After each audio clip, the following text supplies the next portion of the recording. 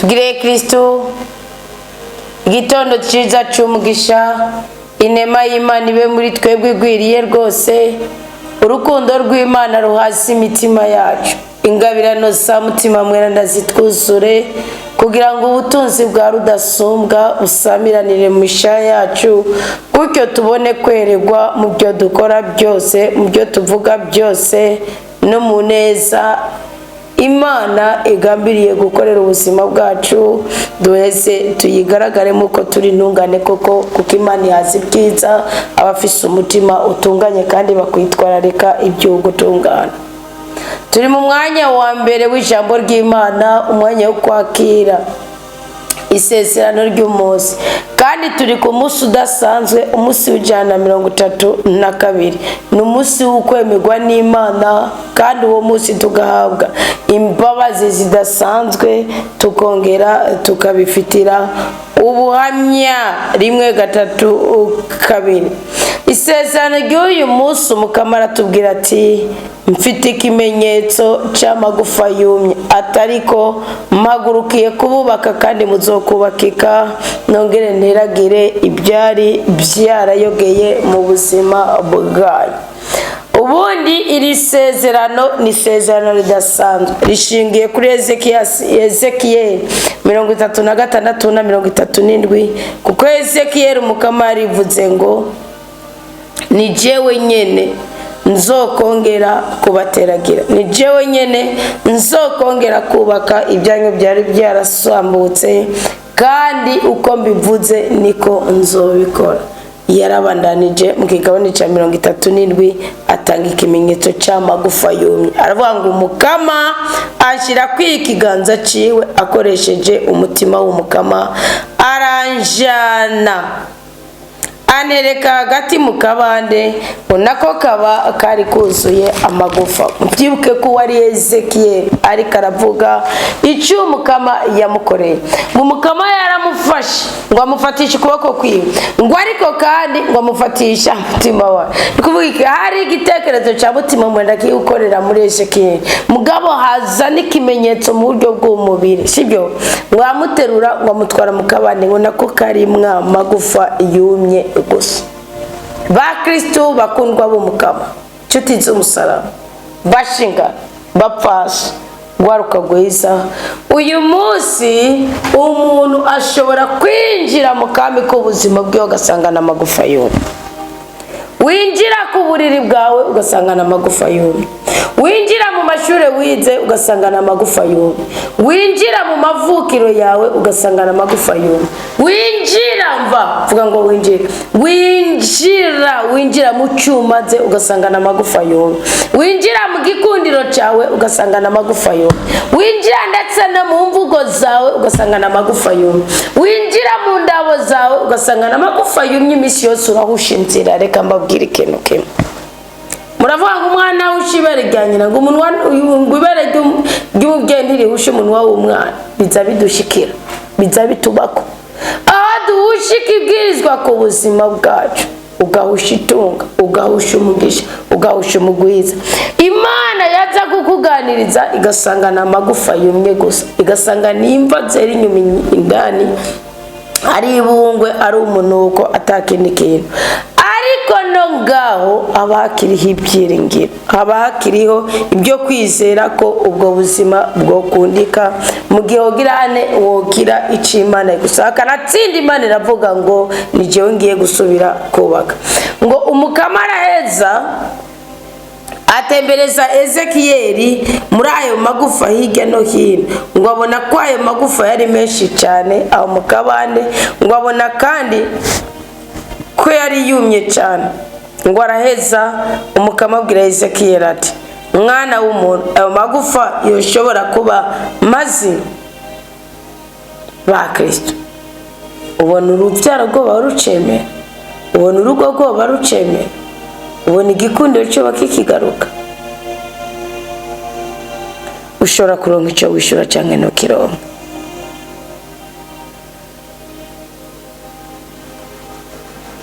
Ushobora kuronka icyo wishura cyangwa no kironka uko hariho n'abasize kwa kaziriko hariho abasize bafofeye neza abo gati ndagutaye uraga humura Imana ikwitorere, humura Imana iguteturure. Imana itwaye Ezekiyeli muri cya kibaya cy'amagufa, ikikoze iramubagira ati Ezekiyeli,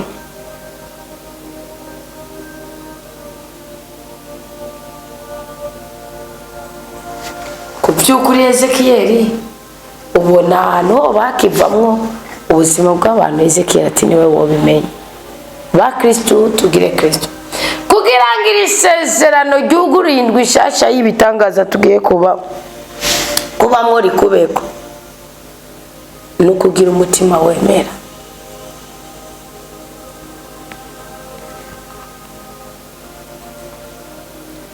Ukemera kwica Imana yavuze no kugishitsa ishoboye kugishitsa.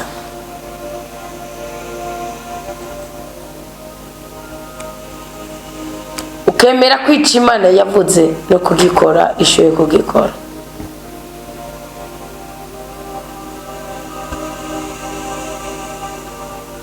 Mwana Siraka yigeze kuvuga mu kigabane cya 14 ati mwana wa jewe n'umurongo wa 11, nubishobora wifate neza kandi ushikanira umukamo amaturo abereye, ngo wibuke ko urupfu rutazoteba kandi ko isezerano ry'ukuzimu ritaguhishuriwe.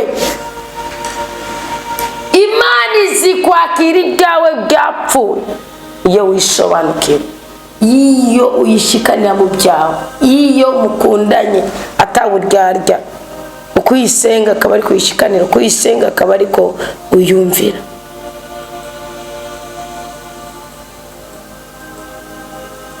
Ngurufu ni wari wishuriwe, ngo impanuro ndaguhaye ntugire neza mugenzi wawe utarapfa, kandi ubishoboye utanga utitangiriye itama, ngo ntukiyime umunezero wo ku munsi ku munsi, kuko umugabane w'icyifuzo gihambaye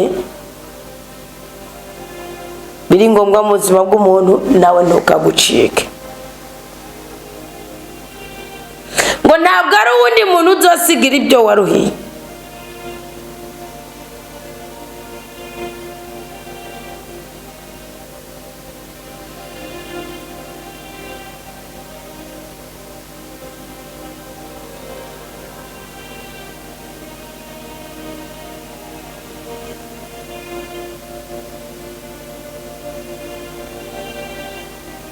Ntukibaze ko imiruhuko iri kuri iyi si uyiruhira uwundi muntu.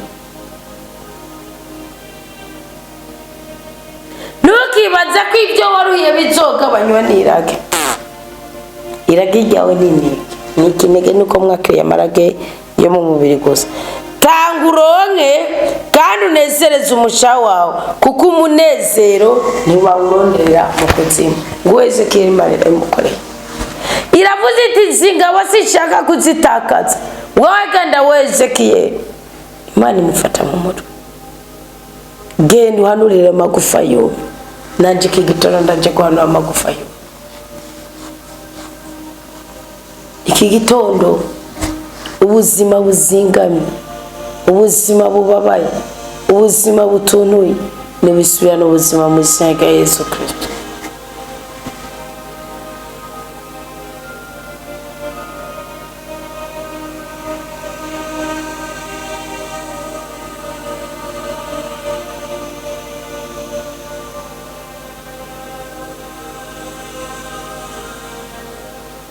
Imana ntishinyakurizwa, ubu yubaha imugire neza.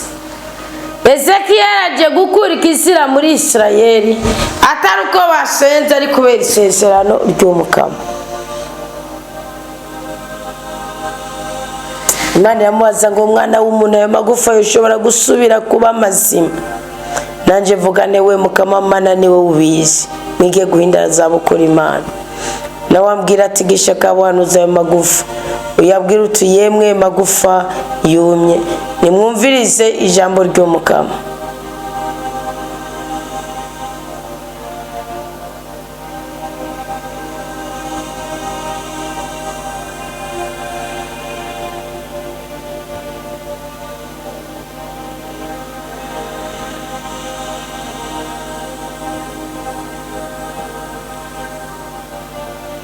Ezekiyeli arahinda yabukura Imana. ese icoma mu byangiritse byawe, ese icoma mu bugumba bwawe, ese icoma mu mibabaro yawe, ese icoma mu bushomeri bwawe, ese icoma mu bugwayi bwawe, ese icoma mu bukene bwawe ugahinda bukuru Imana. Ukabwira uti mwami ntabyo nzi, ukabwira uti mwami simbona nuko byogenda, ariko we ni ubizi. Imana uyihaye inda y'abukuru iza wese. Imana yambwiye ati gisha kabonuze aya magufa uyabwira. Mwe magufa yumye nimwumvirize ijambo ry'Umukama. Nguko uko Umukama Imana abwiye ayo magufa. Ngiye kubinjiza mwe mwemwe. Ngiye kubinjiza mwe mwemwe. Ngiye kubinjiza mwe mwemwe nimuzakire mu izina rya Yesu Kristo. Mwakira ubutabora, mwakira ubudapfa, mwakira ubutarogwa, mwakira ubudahagarika.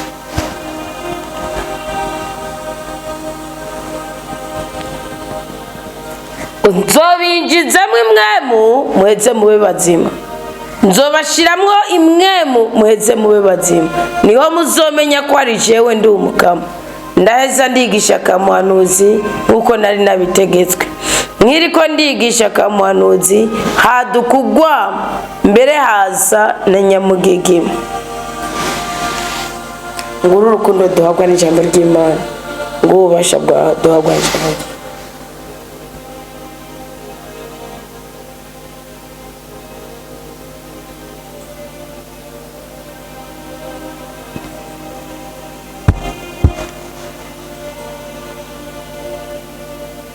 Ngo ngiye kubinjiza mwe mwebwe muheze mube bazima,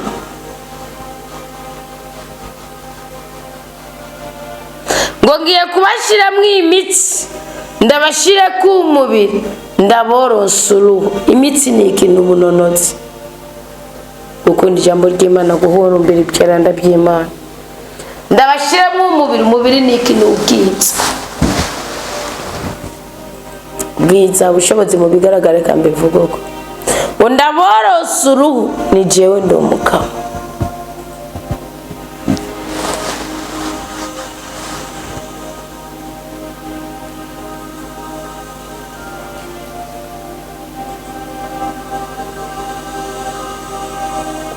Ndaheza ndigisha akamuhanuzi nkuko nari nabitegetswe. Nkiriko ndigisha akamuhanuzi hadukugwa mu mbere haza na nyamugigima. Nyamagufa ca aregerana, igufa ryegerana na regenzi ryaryo, ariko namwe muzari ziri muri yo. Tugire Kristo. Nuhabwa n'Imana uzokomera, nugaburirwa n'Imana uzoramba, niwambikwa n'Imana uzoba udasanzwe. Munkundire dusenge, Imana dushiremo imbaraga zo gukorana nayo. Ezekiyeli yari umuntu nkatwe.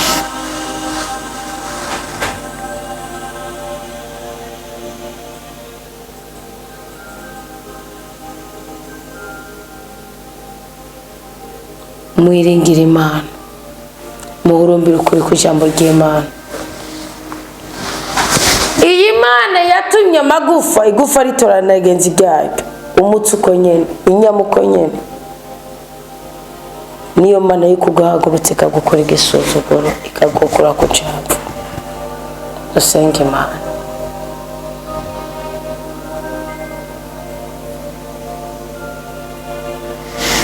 Ubundi mu gitabo cy'amategeko haravuga abakwiriye guhezagirwa n'abakwiriye kuvoma. Bango barakavumwa abantu batigera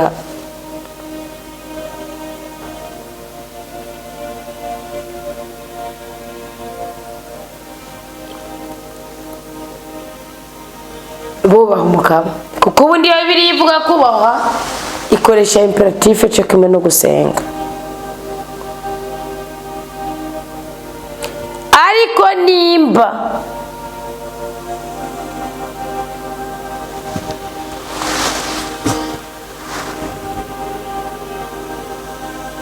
ubuzima bwawe utari buterure muri uyu mwanya, ngo ubuzanire Imana ibutransforme, ngo ubuzanire Imana ibikure ku bunure, ngo ubuzanire Imana ibukure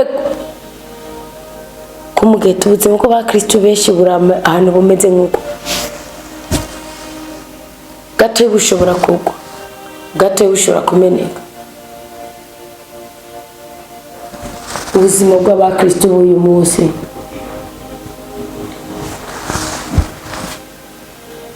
buri ku manga,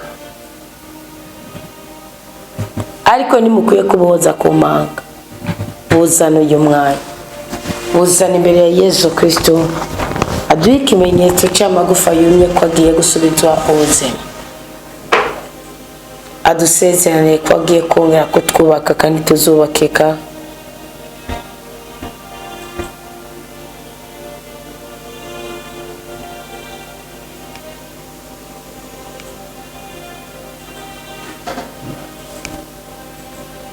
Kandi nabizokorwa ku buzima bwacu.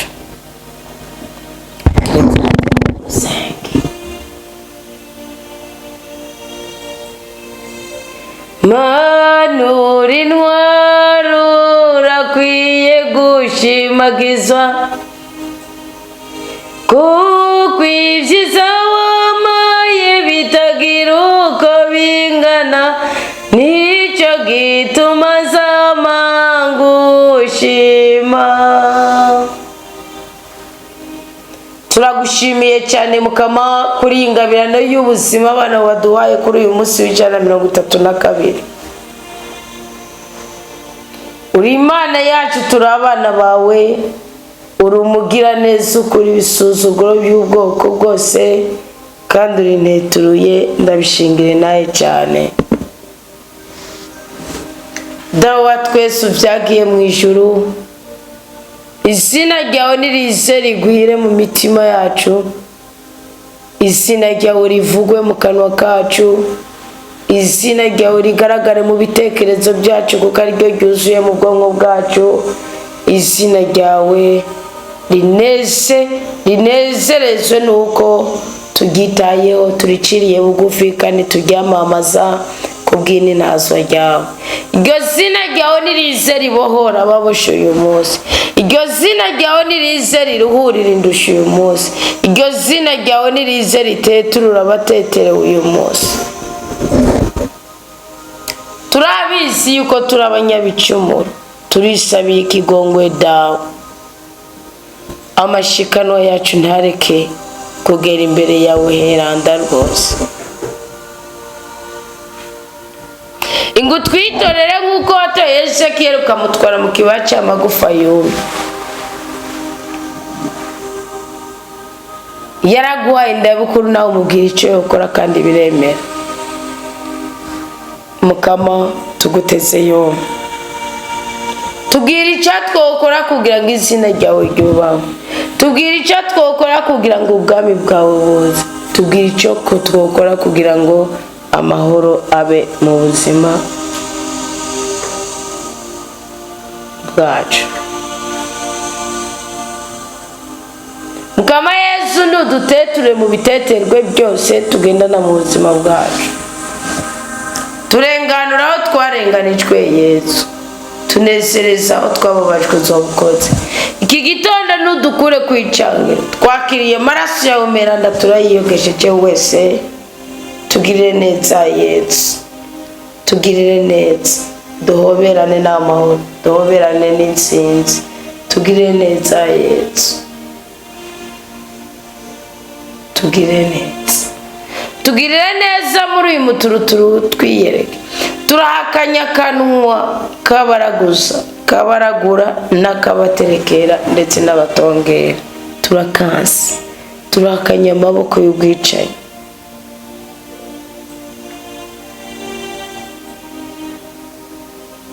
Dutabara tubatura.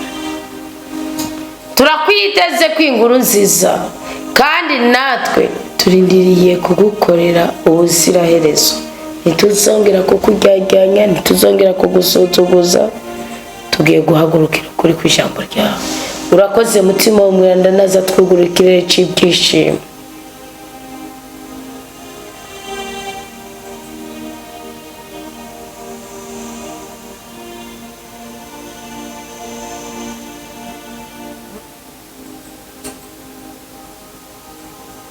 mutima mweranda, uri umukiza, uri umuhoza, uri umutabazi. Bana natwe uvuze ingingo zacu zitameze neza, bana natwe ubuhoza ingingo zacu ziboshe, bana natwe unezereza imitima yacu mu izina rya Yesu Kristo, amen. Nuko tugire Kristo Mana nyina amahoro ibanezereze rwose, mukomeze mugira akaruhuko k'umubiri, ariko iri sezerano muryakire, uko tugiye kwiga muri iyi minsi ibishobora kudufasha gusubiza ubuzima magufa yumye, kuko Imana ikorana n'umwana w'umuntu ikikorera icyo ishaka, mugabo iyo wayigamburukiye birayikora ku mutima, birayinezera. Intera ya magufa yumye mukwiye kuyamenya icyo ari cyo, mukamenya n'icyo mukwiye gusengera, gutyo mugasenyuza ikintu cyose kidatunganye kugira ngo ntigihave cirukana kikabuza ukuboko kw'Imana ko gukorera ubuzima bwacu. Imana ibahezagire, ibarinde kubabara kandi bagure imbibe muri byose, maze twese duhabwe ubugingo mu izina rya Yesu Kristo, amen.